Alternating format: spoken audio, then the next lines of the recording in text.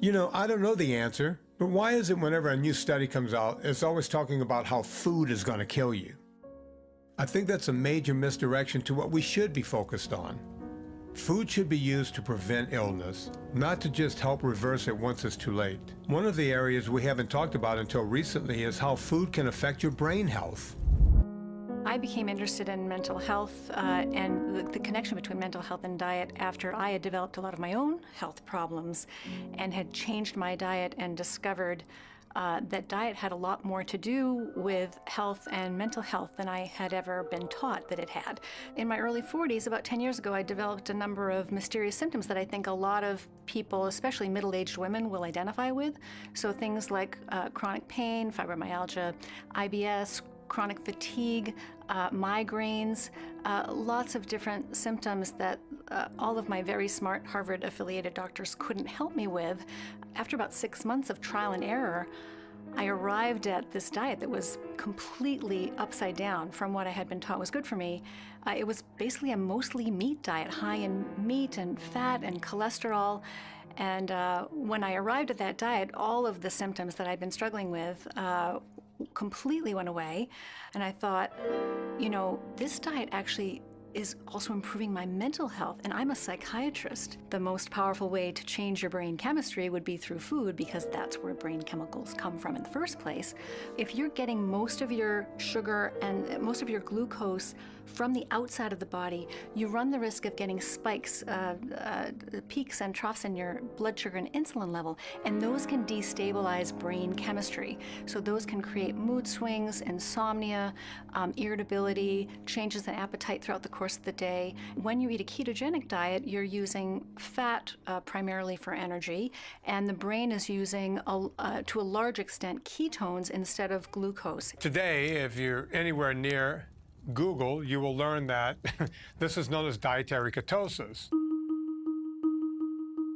Most healthcare professionals are familiar with ketoacidosis, and that's a state where the body is out of control. Diabetes is out of control. Blood glucose is through the roof. Insulin is not able to keep up with this glucose derangement, and so that's a life-threatening state when you're type 2 diabetic out of control. Nutritional ketosis is quite a different scenario. Blood sugars are absolutely under control. The patient is healthy in every single way. Electrolytes, insulin, glucose, perfectly controlled. We have now trained the body to switch over from burning carbohydrate as the primary fuel. Now the individual becomes fat adapted, and they use fat as the primary source of energy, and that's really the difference between a very unhealthy and a very healthy state.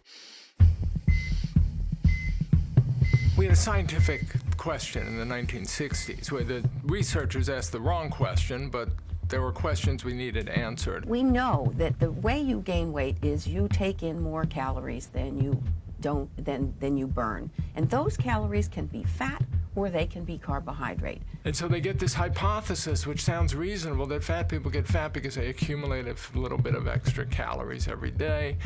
And we could get back to this by not asking how much extra calories. They don't have to really confront the problems with the hypothesis. And that becomes a theory ever since. The history of science, once again, is full of commonsensical facts that turned out to be dead wrong when we did the science. You're certain, you use words like "it proves." When you look at the data, it either isn't there or we just didn't do the experiment. Speaking of experiments, here's a timeline of events that happened with the McGovern Committee.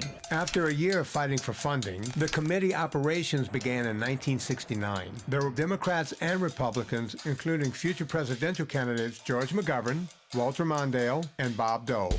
The initial goals of the committee centered around hunger and malnutrition, and this led to the legislation in 1970 with principles of free food stamps and nationwide standards for eligibility. It was in 1971 that the committee expanded to focus on eating habits in poor neighborhoods. But in 1972, this extremely pressing issue was put on hold so that McGovern can run for president. When he lost 49 states to Richard Nixon, who would eventually resign and be replaced by this guy, it was back to fixing America's health. In 1973, the Senate Select Committee on Nutrition and Human Needs began to hold hearings on the American diet and heard dozens of eminent doctors and scientists linking cholesterol to heart disease. Unfortunately, dietary guidelines were based on the singular focus to lower cholesterol. While we're treating heart disease by supposedly lowering bad cholesterol, we're going to help people lose weight.